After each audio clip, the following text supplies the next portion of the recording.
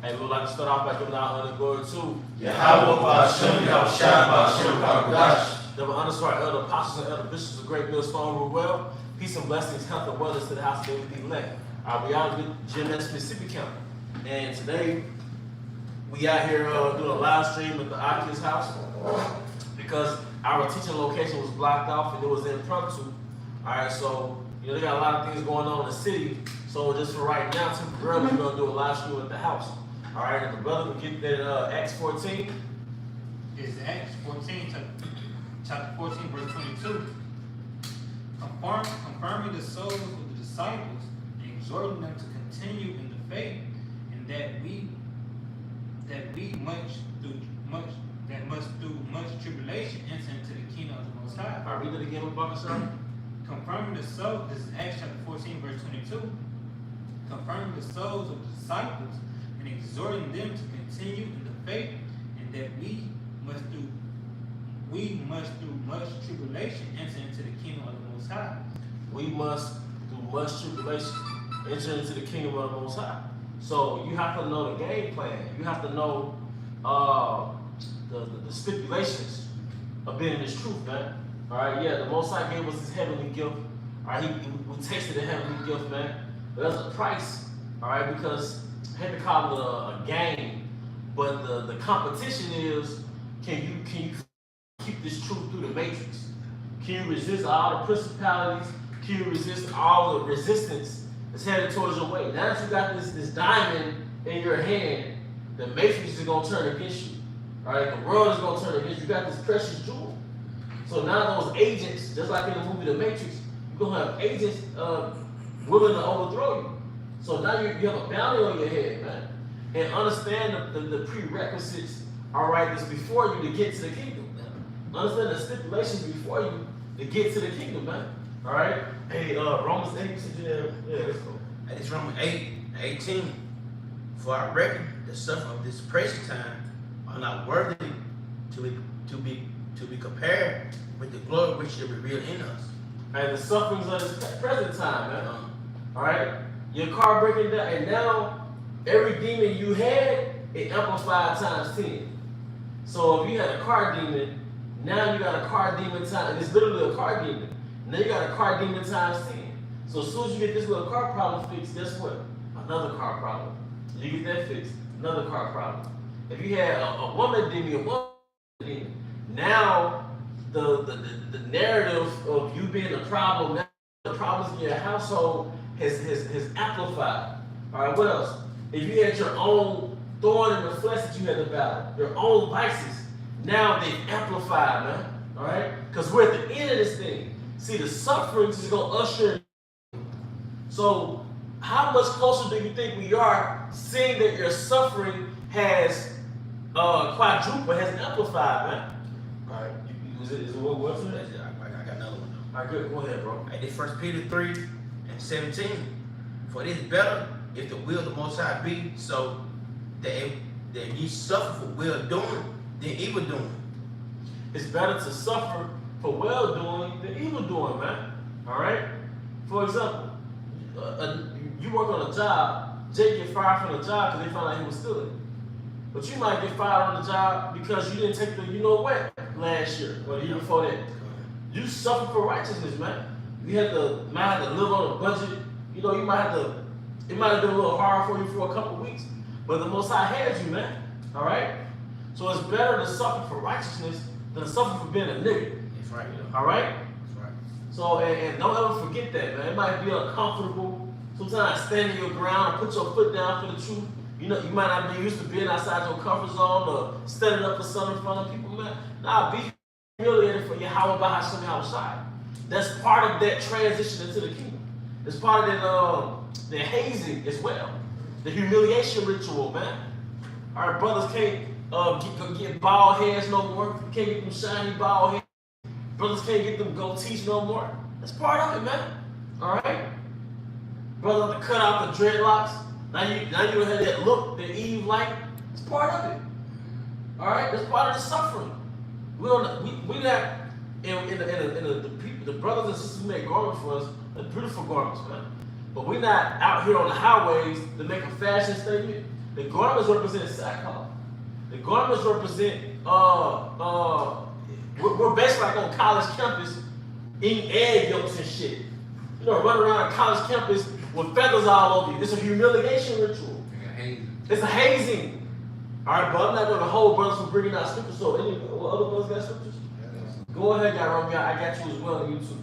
That's 2 Timothy chapter 2, verse 11 to 12. It is a faithful saying, for if we be dead with him, we shall also live with him. What does it mean to be dead? You're dead to the world. You're dead to the perks of being in the Roman Empire. Don't you know that although we are in this day in our captivity, we still have privileges as Roman slaves? We still have privileges as peasants. Rome was so lit back then. The Apostle Paul's teaching on the Roman Empire. Rome was still lit. So even if you're a Roman citizen, you can go to the gladiator games. You can deal with different women. You can go to these different restaurants and these different races.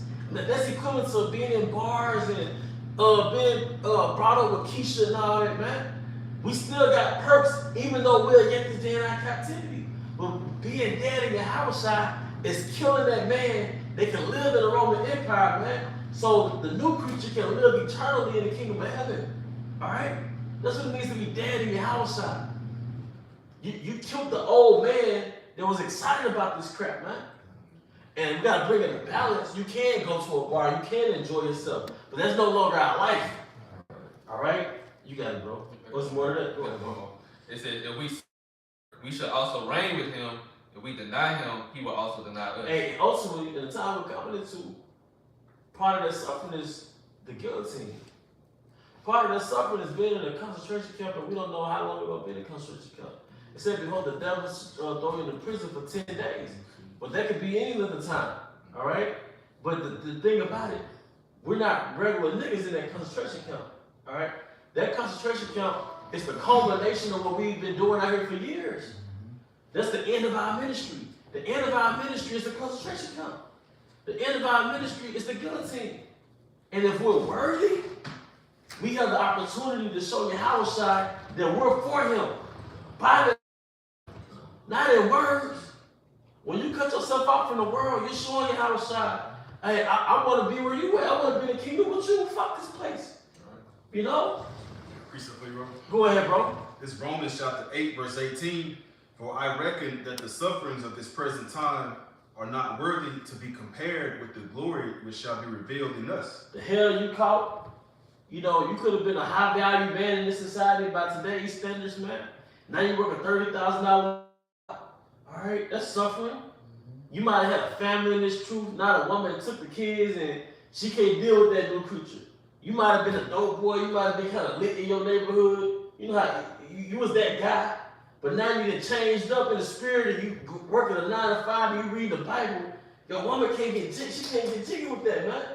You try to make her wear a dress. Yeah, your woman is left now, man. That's suffering. All right?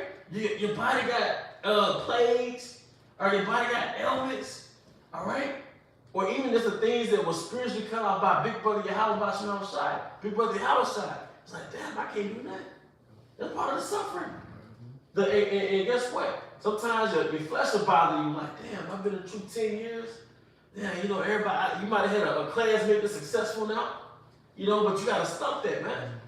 All right, go ahead. It's been dead to the world. That's been you're aging.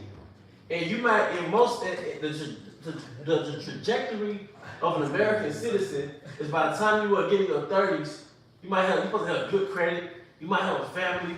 You know, you might have a business you're running. You know, but it's true, you didn't get that. So now people looking at you like, damn, I thought you were going to do something. But the whole time, you was building for the kingdom. And that's what they did see. All right? Hey, can I say this? Yeah. And the next thing about when you come across the line and come to the truth, but you gotta know this ain't gonna be no cakewalk. Yeah. This ain't gonna be easy road. Because same kind of in John, that 15, if they hated me, you know they're gonna hate you. Because we pushing your high about your shot. We pushing the Lord. Because when the Lord come back, Lord gonna do. So the say like we standing up for your high about your shot. And people that what we doing. So guess what, we will suffer. And we just totally fine. But you say that you know when you come across the line, guess what? You gotta know it's coming. Yeah, that's why the scripture tells you to count the cost. And you gotta count the Because cost. you don't purchase a car unless you can afford it. So Yeah. you have to count the cost before you purchase that That's car. right. And it's the same thing with the truth. You have to actually put yourself in the other brother's shoes while you're standing behind the line before you cross over. That's like going to that man who went to build a house, but he didn't have the ample enough to finish it. You're right. They looked at him and mocked him. That's right. And just make a quick statement to make a point. Go ahead, I'll make it after you. All right, now understand, hey, brothers be working out in here, right? Brothers be running. Hey man, if you finna run over a mile, you gotta pace yourself. You gotta factor in, this is not finna be a sprint run. That's right. So a lot of brothers fell out because they spiritually got dehydrated. Yeah. They, we all thought we was gonna be gone in 6 months. Yeah. We was gonna be out of America the first 6 months. That's right. That 6 months turned to a 10-year crusade. And that's why you have to spiritually pace yourself. Yup. You know what I'm saying? Brothers burn out because you start off hard, but then towards the midway or towards the end, you don't have enough gas left because you don't burn yourself out. Yup. That's right. You know? Yeah, that's right. That's right. Scripture say the race is not for the swift, Right. So you like you say, you ain't gonna just be full speed and steam ahead, man. Like you say, you gotta pace yourself, you gotta have your breathing right, your pace right, that'll help you carry the distance, man. Yeah. And that's that understanding of the truth, man. Yeah. If I could just add one more thing out, and in certain days, you're not gonna feel like performing at 100%. You're gonna have to get in the game with a sprained finger, a twisted ankle. You may be dehydrated, you may have the flu, but you still gotta put up points in the truth, bro. Hey, Julius Caesar had seizures. Damn. Yeah, he was epileptic. They didn't stop him. So, speaking of the finger injury and the thorn, you gotta know how to run with a thorn in you, man. Yeah. Because some days you're not gonna have perfect production days, you're not gonna have reading days, but you can't have your thorn stop you. That's right. Your thorn will slow you down, but your thorn not supposed to stop And Yahushua went through it because when you go to Isaiah the 53rd chapter, it tells you how he was grieved with sorrows. When in Hebrew, that goes into anxiety and depression. So at times in his truth, in his walk, he became depressed, he became anxious. Think about when he was at the Garden of Gethsemane.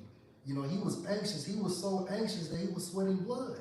So that's just part of the walk, you. Yeah, But he also prepared us for this, mentally. Yeah. And going into this, this is Luke 12, verse 51. He said, "But suppose ye that I come to give peace on earth," which is a question he asked. "I tell you, nay, but rather division." So that division, that's with our family, that's with life, with hope, with everything.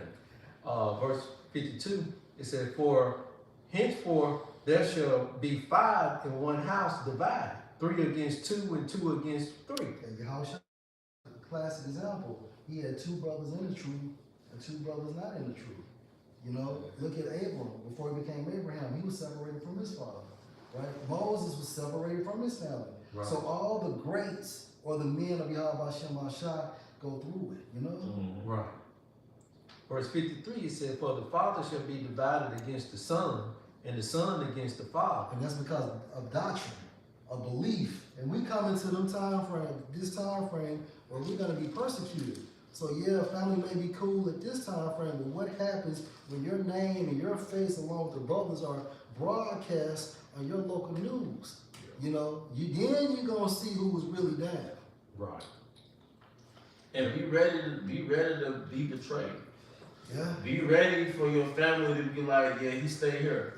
Just already know it. Even if they don't do it, just expect them to do it. Yeah. Right. Just be ready to prepare for the worst. Prepare for the worst. But that's part of the transition to the kingdom.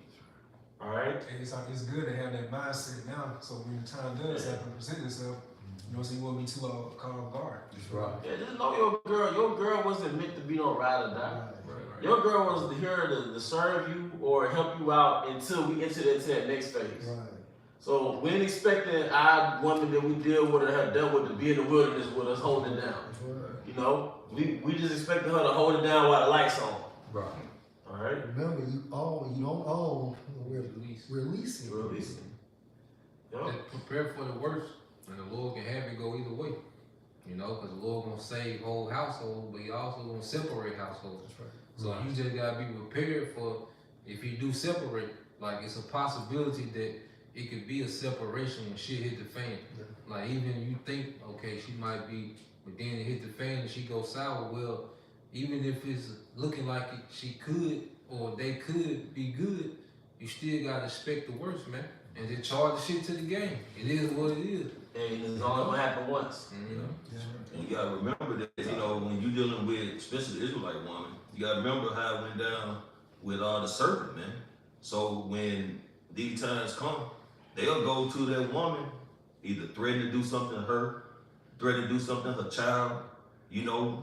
And a woman in America especially is pretty much just accustomed to comfort. So when they see anything that could take them out of their discomfort or harm what they actually care about or consider loving, especially when it comes to their children, man, like brothers are saying, I mean, just prepare for her to flip on you, man.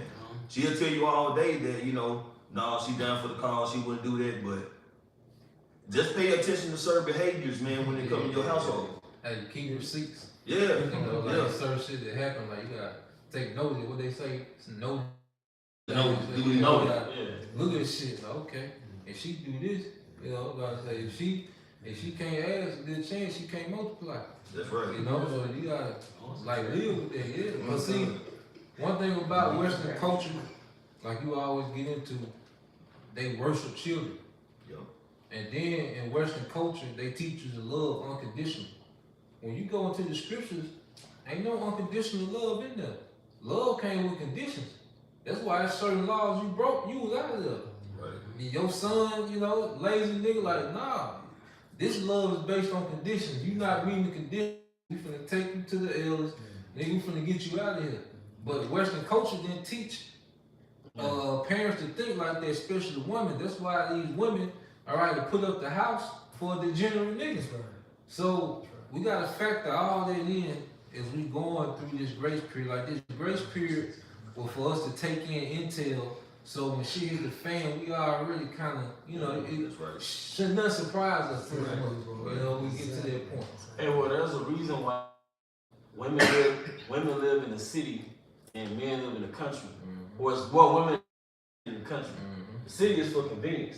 So if a woman has to sacrifice that city life, that convenience for you, there's a good possibility she's not gonna do it. But you know, Akim, it's not gonna take that much, like Jacob's trouble in the death for the woman to really start showing her true color. Just imagine they talking about already now another lockdown coming. You know, and this lockdown beginning to happen, and you got more people out of work than you do working back in time when the first lockdown came. So now, you know, kids are saying, I'm hungry. You know, what do you hear when kids out of school? Moms, women in the store, well, I just spent $800 trying to feed these kids. So now, you know, them trying to feed the kids during this time of the year, you know, when they all in this spirit, you know, holiday spirit or whatever, wicked spirit, you know, it's gonna be hard on a lot of people, which, you know, they gonna start. They ain't more too though. Yeah, they're gonna start turning on people, you know, because they can't, they don't, they need, you know. If you think about it, man, these women, they'll leave you for nothing. They'll leave you because they bored, because you ain't making enough money, because, you know, you ain't tall enough. So if they'll leave you for something as nothing as that, what you think they're gonna do when Esau come to them with a detrimental judgment they have to make as far as if you protect him, we're gonna kill your son. If you protect him, we're gonna take both of y'all to this concentration camp. So an easy decision. Hey, that's a no-brainer. And the sad part is Esau gonna kill you anyway. Any motherfucker. He gonna kill you and the kid anyway. And don't you know, it says that Esau was a cunning hunter? Yeah. So in order to hunt, you have to perceive your prey as an animal. So Esau, at least they just look at us like animals. They look at you, your wife, our wife. They don't look at us like you human. But you're still looking for what? Yeah, no, I'm pretty much, you know, just saying that the times we're in now, it just takes very little, and she was turned. That's right. I got a quick one, bro. This is 1 Corinthians 7:34. There is difference also between a wife and a virgin. The unmarried woman care for the things of the Lord, that she may be holy both in body and in spirit. But she that is married care for the things of the world, how she may please her husband. Right? You might as well get the one with the. Which one is that? Well, he that has a woman cares for things of the world. I mean, he make peace Like like. Yeah. I think that was the one. 32. Yeah. You know what? This is the one. 1 Corinthians 7:33. But he that is married for the things that are of the world, how he may please his wife. And you get that right quick, so remember last That was it, yeah. Okay, yeah, Because that's one. the woman is always gonna be attached to whatever power structures in power. Like the woman is gonna be in tune with who's ever in power. So you as a man, naturally, okay, you want to provide for your woman, you want to see your woman in a good place. So if you have a woman, you have certain obligations of this world that you gotta tend to. Like you can't neglect, you know? Right. So that's why Apostle Paul was like, if you just know this, if you do get married, you're gonna have to deal with worldly shit. Because women are of the world. Like whatever society is in power, that society has their imprint on women. Yeah. You know, it don't have the imprint on men like that. Some men be gone, but a lot of men, it's natural for a man to be doing his own thing no matter who's in power. Mhm. But for a woman is imprinted. You know, when the Romans was in power, the Babylonians was in power, whoever was in power, that woman has that imprint of their rulership. That's why every argument that you have with your woman is based on Western thought. That's it. Yeah. That's it. Because she's imprinted with Western mindset, man. From a spiritual standpoint, where it says she that is married care of the things of the world, how she may please her husband. Mm-hmm. Spiritually, her husband is Esau. That's right. That's right. Because yeah, her whole orientation is because women will culture to be wives to their husband. Mhm. That's for different thousands of years. Mhm. But now a woman is being raised to be a wife to Esau, to be his helpmeet. That's it. They made that pledge within the garden. Yeah, in the garden. So from kindergarten to the end of college, you being groomed to be his helpmeet. That's it. But you don't see Esau setting up Jake in no Section 8 home. You know, Jake ain't getting no Yeah. food stamps Right. like that. Jake ain't getting WIC and SNAP and all that. That's they husbands. Esau taking care of them, making sure he providing for them. Yeah, it's Esau. That's why when he cut them off, they're gonna be lost. They gonna be done. You know. It's the book of Luke, chapter 22, verse 31. And the Lord said, Simon, behold, Satan hath desired to have you, that he may sift you as wheat. Because it simply means the shape, agitate the water. But best believe, in its truth, there is a spiritual competition for your crown. It's a spiritual competition. Whether it's through your woman, that's why we read about Job. That's why the Most High did not allow Satan to kill Job's wife. She was part of the integrity test. Right. So don't be thinking it's all willy-nilly with your woman, like, nah, she cool. Nah, part of that cool shit is to de-arm you, man. That's why. Can you get that right, Chris, since he said that? Luke 17:32. I'll start with verse 31. No, I started 30. Even thus shall it be in the day when the Son of Man is revealed. In that day, he which shall be upon the housetop and his stuff in the house, let him not come down to take it away. And we went into that definition of stuff. And the other brother Yakanan went into it, and yeah, he went into it. Stuff really goes into your belongings, including your wife. Alright? Be willing to leave your wife if need be, if it comes down to it. Alright? And he that is in the field, let him likewise not return back. Yeah. Remember Lot's wife. Remember Lot's wife, man. But going back, her spirit was imprinted in Sodom and Gomorrah. You know she had gay friends. All right. You know some of her relatives were LGBTQ. You know she had. She was rebellious. You know she had a little gossip buddies. All right. But Lot was like, shit, we gotta get the fuck out of here. And it went right into what you said. Men not tapped in like that. You know, but it's the women that really love it because it's the word city itself is really personified as a woman. Every time you read about a city, see in older languages outside of English, words have what do you call it, possessions. So a word can be like the sun is masculine, the moon is feminine, the earth is feminine. So when you speak about a city, it's really feminine. So the city itself is a feminine noun. Country would be masculine. The country will be masculine, but that shows you in the spirit. That's why women are more cleaved into the city. That's why you think of a metrosexual, you think of feminine. Feminine. Because the word metropolitan goes back to mother city. Mother city. So this is a spirit. And people and how you know it's feminine because people are implanted into lands. Yeah. Yeah. Lands are implanted into people. Yeah. So you look at like a female and a male, the female gets penetrated, which makes it feminine. Yeah. That's why the Most High, he implanted man here on earth Yeah. with these different cities, different land masses, and things of that nature. Right. Yeah. Because we were inserted. Kanye, that's why Right. like on ladies like lady get in free, right? Mm-hmm. And basically the world is catered to women. Because women can go to the store, spend $30, she buy like 4 or 5 goddamn, maybe more than that. Mm-hmm. So everything came to the woman, like everything to the woman. Yeah, like certain days of the week. Certain days. They have like half off or getting your oil Yes. change for the women. Everything, this whole. That's why men have been devalued. Part of you being devalued because in the city she literally don't need you. Because she got her little choices of men, and every skill that a man's supposed to have is occupied in services now. She can go get her car serviced, take it to a mechanic. You know, her apartment complex handles the trash. Or you have police for security. What you been saying? They cater to the woman. It's catered to They cater to the woman. it's a gynocracy. Maybe that's why when that judgment comes, that's when it's gonna hit them women hardest. Yeah. Like it says in the Apocrypha how the city should be troubled. So who mainly dwells within the cities? Women. What's that? It's a show about we be talking about it where they'll put the men in one place out in the wilderness and the women alone. And it shows you right there, man, that women cannot function and survive within the wilderness, man. You know, the men been had camp set up, fire going, got them food and everything within the hours, man. You know, the sun be going down and Eve still trying to figure out how to light a dry stick if she can find one. Yeah. You know, they ain't even got no shelter up, they ain't got no food lined up to cook up or nothing, man. But that goes back to that city. The city, what? She can go to happy hour, she can go around the corner to the block, call them Uber Eats, whatever. You know, but when it comes to survival mode, they ain't got it. The woman's catered and pampered. Hey, LB, before you bring something out, can you run that back for me? Peace up.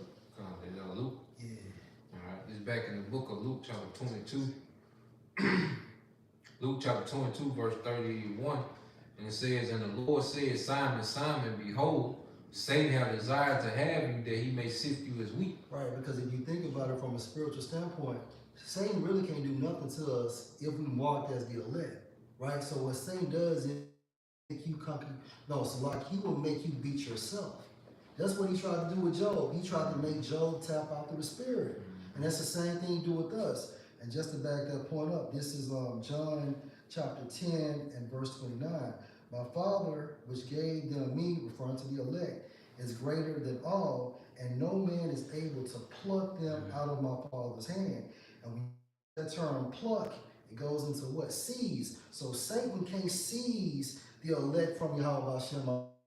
And then when you go into that term, hand in the Greek is actually going into controlling the destinies of men. Right? So Satan goes up there to Yahweh and Yahweh. He's bidding on stopping us from crossing that finish line. But since everything is predestined anyway, there's nothing he can do. And you have a reference in the book of Job. All he could do was give him hell on earth, but at the same time frame, he could not kill him. And equivalent, you know, to what Job's wife said, curse the Most High and die. Yeah. That's going to be the woman this time saying, go ahead and get the MOTB. But see, that goes to show you is what? She's a weaker vessel. Yeah. So Satan can penetrate her mindset quicker than a man. Look, when they went into the king in the book of Daniel, Yahushua and Michael worked on that mind of their king. It took them a couple weeks. It took them 21 days. But Satan could easily penetrate a woman. You know, all you gotta do, hell, she just hungry for 30 minutes, I'm leaving. Go get the microchip, or you leave and come back. Hell, everybody microchip in the house. Bro, I seen the videos that saying that the woman just weaker. I seen the videos. I just been on TikTok saying that a woman just weaker. Well, It didn't mean. we gonna see when the time comes. Yeah. Right now we're dealing with projections. So women have all type of projections. They project them a certain way.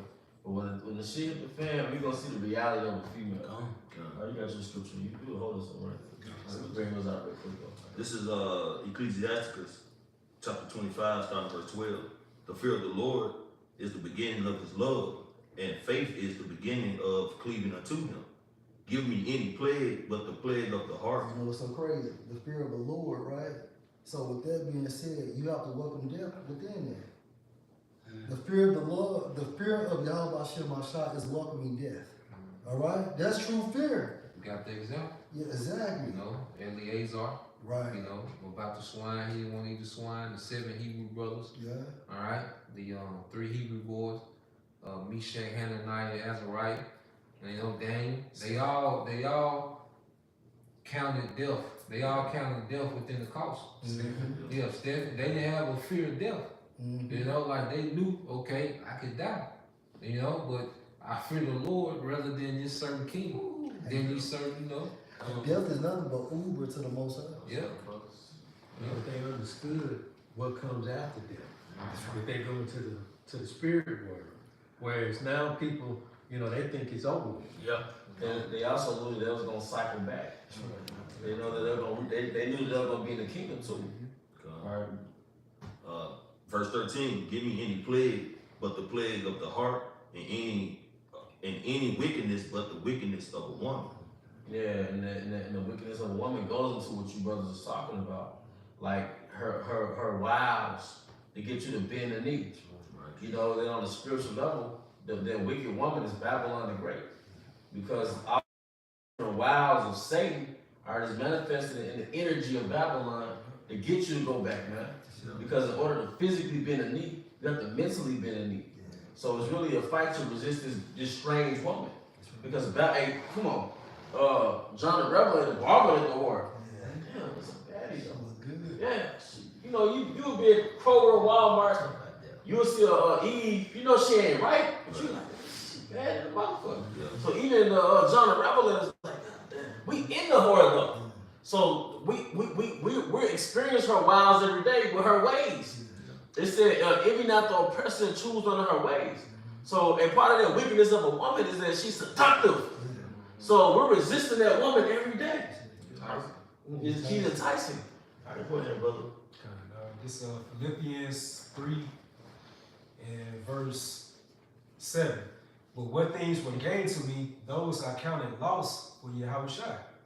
Yea, doubtless, and I count all things but loss for the excellency of the knowledge of Yahushua my Lord. In the Greek, that term excellency goes into superior of his class. So you can see how Apostle Paul was on a much higher level than the apostles, man. You know, because Yahushua was working with him directly. I think Yahushua worked with him for what, 3 weeks? Was it 3 weeks? Was it 3 years? Yes, 3 years. 3 years, a lot. It was 3 years. Yeah, 3 years. GD. Well, fast track, man. Go ahead, bro. It says, for whom I have suffered the loss of all things, and do count them but dung, Right. that I may win Yahushua. And that's what it's all about. Winning Yahushua. So everything that we have in life, we accounting for, or we are credited as being shit. Because we gonna get it back anyway.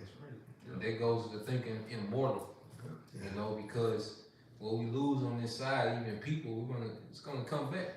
You know, we're gonna get everything back. So it's not even nothing personal. You know, when things happen, it ain't nothing personal. They had to play their part. It's above them. That's right. You know, so we just have a mindset. We just see them on the other side, man. But we gotta finish what we gotta finish.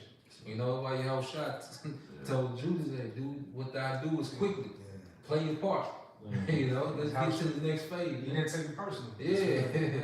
You know, he treated him like a brother all the way to, you know.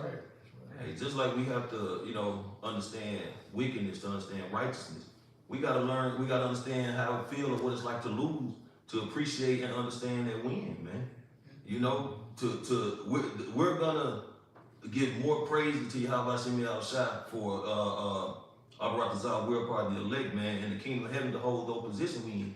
And you know what I'm saying, and reflecting back on the losses we took, the things we done went through, you know, sacrifices we have made, you know, all through the spirit for something greater, man. That's a win, man. So these losses, man, they just a stepping stone to to the top of the tier, man. And you gotta experience a relationship with a whore to really appreciate a virtuous woman. So we had to experience Babylon and our own walk in Babylon to really appreciate Jerusalem. And the problem, y'all, is Babylon. Because if you took the people, and you remember we did a video on it. If you took the people in Central America, you put them in America, you took us out and put us in Central America, we would be more civilized. America is the problem. Yeah. She's the whore. She seduced all of us prior to us being born again. America is the fucking problem. America is the reason why these women are acting the way they're acting. The reason why brothers are going against brothers outside of the truth is because of America, man. But we know that is promoted first and most importantly by the curses. And well, no, go ahead. What's the point? I was gonna say that Revelation 18. It says the other nations have drunken of the point of the wine and wrath of Babylon. That's good. It don't say of no other nation. Just to back up what you said. Water, bro. Water. A couple of words. Philippians 3:13. It says, "Brethren, I count not myself to have apprehended, but this one thing I do, forgetting those things which are behind and reaching forth into those things which are before." Cause that's what Lot did.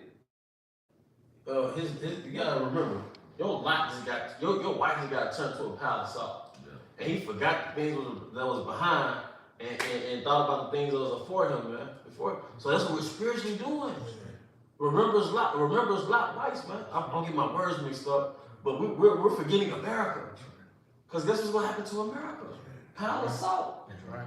It's gonna be a barren desert. That's right, bro. And guess what? We're looking forward. We're looking ahead of us, man.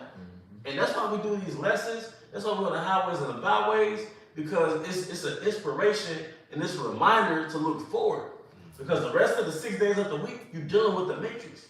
And if you're not resisting it by doing things like this, the matrix can take you, man. You know? And Lot had way more than what we had. Yeah, they Like Lot had estates. Yeah, that's He right. had business inside. Like he had business in that area, man. Like all that went to nothing instantly. But like you said, he had a mindset.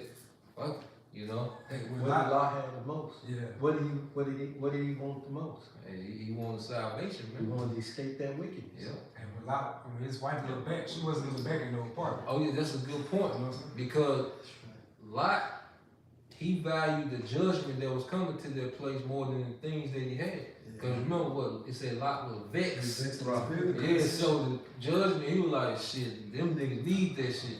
Like, I'm out of here, goddamn, you know? Go ahead, Lamar. All right, this is the book of Luke, chapter 9, verse 62. And Yahweh said unto him, "No man having put his hand to the plow and looking back is fit for the kingdom of heaven." Because if Lot would have looked back, he would have been in the same position as his wife, man. Yeah, a whole nother legacy. Right, but he kept his hand to the plow. He kept the mission and the order by what? Going forward, man. You know, that was Luke chapter 9, verse 62. You know, that plow in the Hebrew goes into to turn up. Like he turned up. Yeah, and stuff. yeah. He gone. He kept But that's a moving. good point. You had made earlier, Zaquan. They knew that they was gonna come back. So pretty much as the elect, it's your duty every time that you're in the earth to maintain their righteous legacy. Like every time you come back in the earth, you gotta maintain their righteous legacy. Cause Eleazar, all those men that we mentioned, they're back now. So now it's their last time to maintain their righteous legacy that they've been having through all these reincarnations, man. Yahweh Shah, he finished his, you know, so it's on us to finish our, you know, maintaining our righteous legacy. What did Yahweh Shah say? Hold fast to that what you have. So that must mean we got them righteous legacies now. We just gotta hold out one more time. It's so heavy that every time you come back in a reincarnation, you remember what you did your last life in the book. Like most of us was raised off the scriptures for a reason. Then we came into the knowledge. But the knowledge was, the secret was, you knew this in your past life. I'm reminding you to continue the mission when you come back. You see what I'm saying? You do it a little bit better. Yeah. than you did the previous. Yeah, that's right. You said you had something? Yeah, since our brother Lamar said, look forward, Philippians 3:14. I press toward the mark for the prize of the high calling of Yahweh and Yahweh Shai. Yeah. So it's all about, pressing toward that mark, which is that finish line.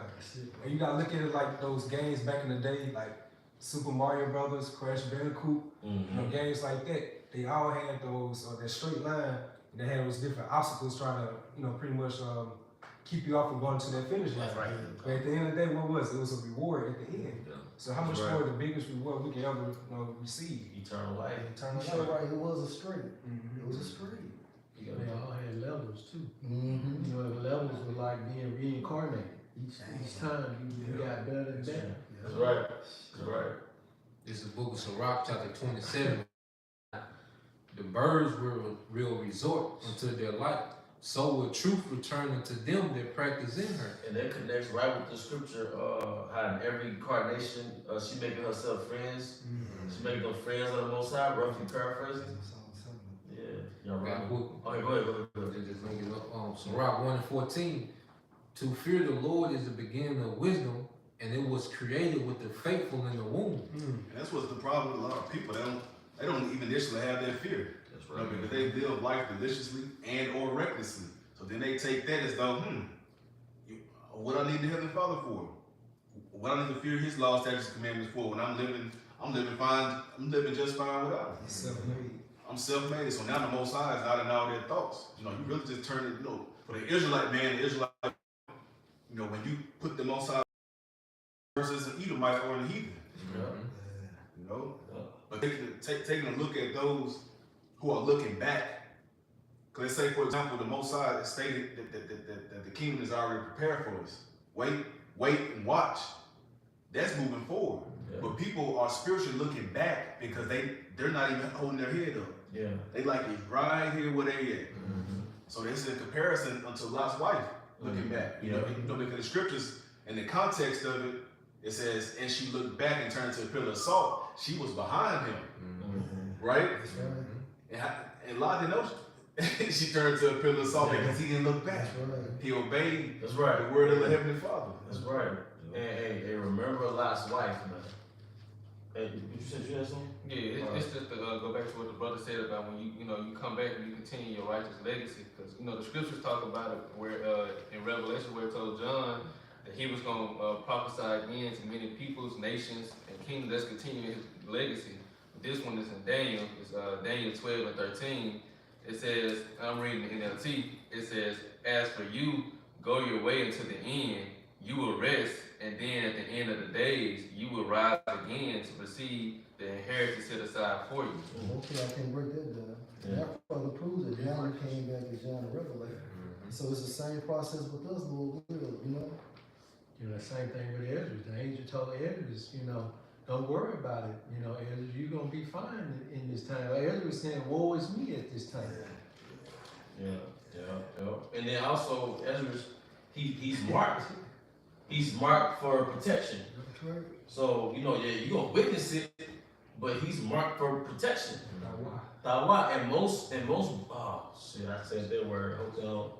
But most, most of the men of the Lord, they're going to be protected. Some of us are going to go out as martyrs, but the Most High said, no temptation I'm taking you, but such is common to man.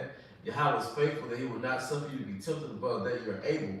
But with the temptation, create a way to escape. So that must mean even if you go out as a martyr, you might be numb, it might be instant. You might go to the spirit world before the blade hit you.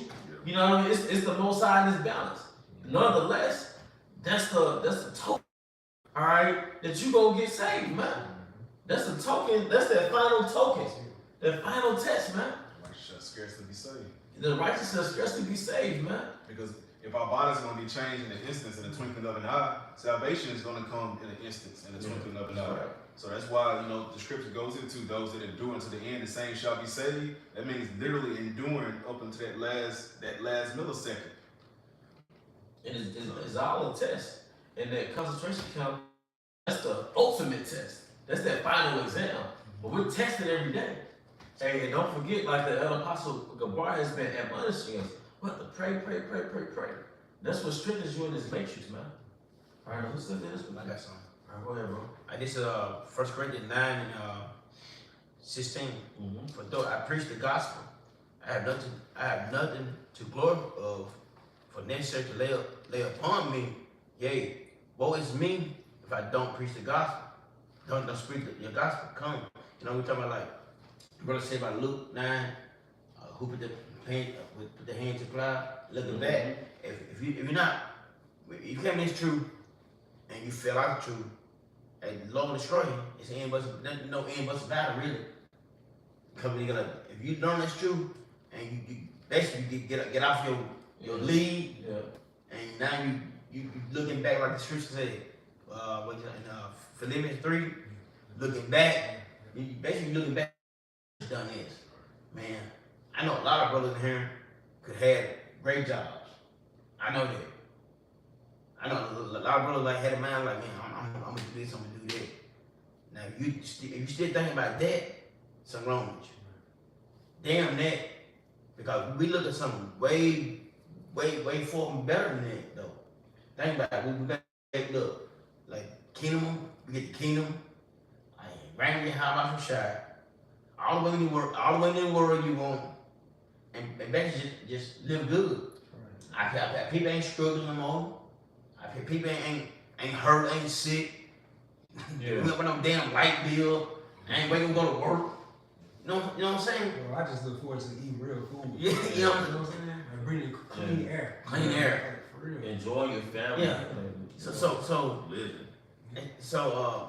if you feel out the truth, if you come to the truth, and you're not preaching the gospel, like the good news, it's not that the news is good and bad at the same time. You gotta preach all of it. Yeah, it's like woe unto you that have lost patience. That's right. Like you said, that destruction. Yeah. It's really no coming back from it, because if you were a dependable servant and I trusted you to tend to the plow, tend to the field with both hands on the plow, and I come back and find you not working. You ain't doing shit. Yep. That's why it's to occupy till I come. That's right. I got two for That's y'all. okay, bro. All right. We're gonna get the final one for this. Okay, Ecclesiasticus 7:15. Hey, now laborious work. That's a beautiful one right there. Neither husbandry What's husbandry? is work. It's work, because what is a husbandman? He's a plowman. He's a farmer. That's what I'm applying. Yeah. No, we put in our hands to the plow, man. All right. Which the Most High has ordained. Jump down to verse 36. Whatsoever you take in your hand, remember the end, and you shall never do amiss. And that's one thing that drives you and gives you direction, is knowing the end goal. If you don't know where you're going, you're not gonna have direction, and you're not gonna have drive. If you don't have a purpose, if you don't have a light at the end of your tunnel, you're not gonna have any fucking ambition, man. All right, so you have to remember the end, which is salvation. Because you can get caught up in this matrix, and you'll forget the end. You'll forget why you're doing this, man. All right. I got one more. Okay, come on. Wrap it up for me. It ain't gonna be Lamar than you. All right. And this is Hebrews 12:1.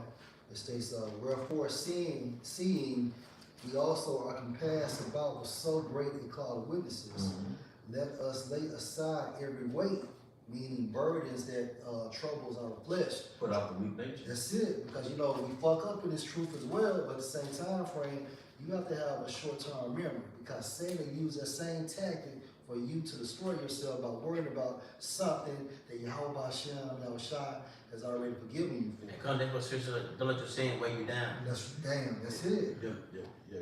Let not sins weigh you down and pride lift you up. And it states, let us lay aside every weight and a sin which does so easily beset us. So if something beset us, that means it retards. Like I think a Greek word for this is retard, meaning it prevents you from continuing to move forward.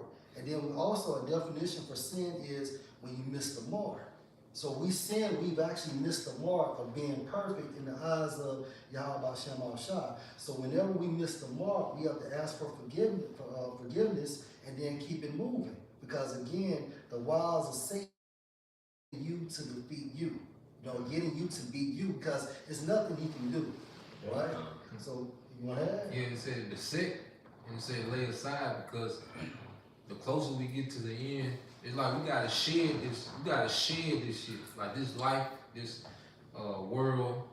Babylon. You gotta shed it. Like you really shit got to start falling off you, man. You know, we in a time now where he must increase, but we must decrease. Like our ambitions and our little things that we like to do, a lot of this shit got to start shrinking, and Yahweh Shai got to start increasing more. Because that's what's going to keep us to the end is Yahweh Shai. So the more that we're tapped into Yahweh Shai, you know, according to our life, according to our purpose, that's what's going to maneuver us through this shit. Like Yahweh Shai is going to be, you know, the thing that's going to get us over the top, you know, being more tapped into him. Because, like I say, it's easy to get caught up in this shit. And this shit, is everything outside of Yahweh Shai is set up to make you fall, man, to make us fall, man. That's it. You know? And then the Most High so gracious, he done gave us a chance. Like some of us done been out the country, been across the states, done, you know, just we done really had a so-called good time here. So we have experienced life, and we realize, like, you know what, man, it's all bullshit. At the end of the day, it's all. You want to read too? Yeah. So. In Hebrews 12:1, in a sin which does so easily, and let us run with patience the race which is like it, and let us run with patience the race that is set before us. Look unto Yahweh Shai, the author and finisher of our faith, who for the joy that was set before him endured the cross, despising the shame, and is set down at the right hand of the throne of the Most High. And he said the joy set before him. And that's what's going to, you know, propel us to do whatever we got to do, the losses we got to take, because we have an understanding of what's to come. Like, you got to be able to see, you know, the brothers that you teach with, like, these men finna be in rulership. Like, it's time for righteousness to rule the earth. Like, you got to be fully fed up with this shit. And the joy is, like what the brother was mentioning, all the things that we finna experience, man, because right now we're experiencing life on a bare minimum basis. You unappreciated, you're limited in resources, we have absolutely no authority in this society, but now we finna witness the other side. We finna come into the Lord, man. You know? So the joy that's set before us, when we read the scriptures, man, is that bloodline of Abraham, Isaac, and Jacob, okay, is finna come into eternal rulership, man. Because the earth has always been a back and forth about what nation is going to rule the earth. Okay, now we coming to the war that's going to end all wars, World War III. And all the men that you see sincerely teaching his word is finna be established, man. And Yahweh Shai seen that on the cross. That was the part of the joy that was set before him, man. You know, and then Yahweh Shai was able to go to the Father and say, I finished what you told me to do. And we want to have this same, just like El Apostle Bar, he said one of his fantasies is that he's going to be able to go in front of Yahweh Shai and say, I finished what you told me to do. That's going to be eternal. Like, even past the material things, man, you're gonna be an Israelite man walking around the earth that did what Yahweh Shai told you to do, man. And that's a crown that can't be taken, man. You know? And that's part of the joy that's set before us, man. I want to say that's what on Book Eli, these that said at the end of, I think before he got, he's like, if he ran the race, I finished, you know that this. He said that, and either way he passed away, right? So yeah, he did, and that's how you said, that's how y'all shot, and that's how we want to feel. We want to feel the same way though. Yeah. I love. You took it down through there. I fought the good fight. Each way, we did it, we bumped our head, we fell down, we got back up. That's what we kept on moving, we kept on pushing. Hey, we finished, Lord. Look, promise us something. Let's do it. Go ahead, bro. Hey, go ahead, Lamar. All right, this is the book of Luke, chapter 6, starting verse 22. Blessed are ye when men shall hate you, and when they shall separate you from their company, and shall reproach and cast out your name as evil for the Son of Man's sake. And you know, that's something we already experienced and gonna experience more of, man, because we done had friends, family who done scoffed and talked shit about us being this truth, how we have changed, man, walking away with right to the best of our ability, you know. But that's gonna go even further when Esau started putting us out on these news stations, you know, speaking all manners of evil about us.